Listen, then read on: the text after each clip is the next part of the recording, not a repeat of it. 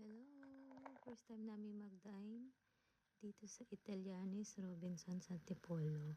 So, dati, 10 years na ako dito sa Manila, pero ngayon lang namin ito natikman. Kasi dati, pag dinadaan-daanan namin, napaka-intimidating nitong restaurant kasi nga, alam mong mahal.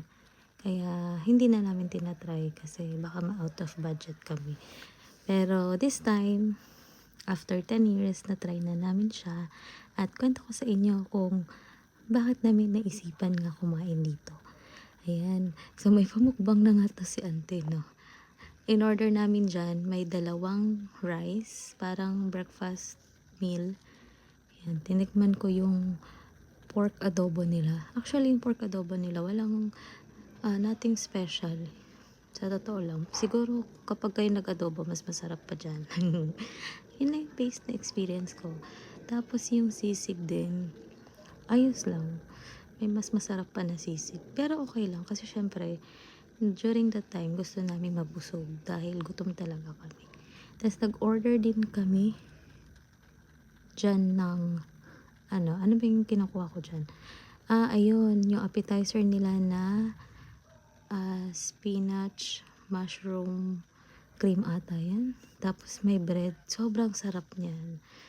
Yun, kaya binalik-balikan ko talaga. Pati din yung truffle pizza nila. Ayan, lasang-lasa mo yung truffle.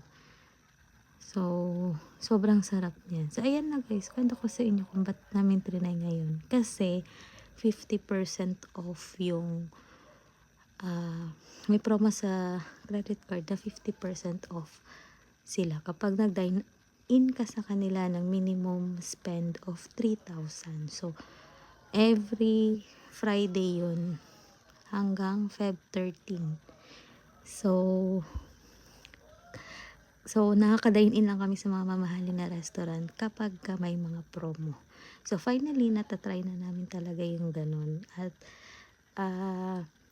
in fairness naman, na-afford na namin yung ganun. Actually, hindi kami nagda-dine in sa mga kagaya nito kapag walang promo. Kasi, syempre, dun lang, syempre, dapat nakakatipid pa rin tayo. Hindi tayo yung nagwawaldas talaga pagdating sa pagkain.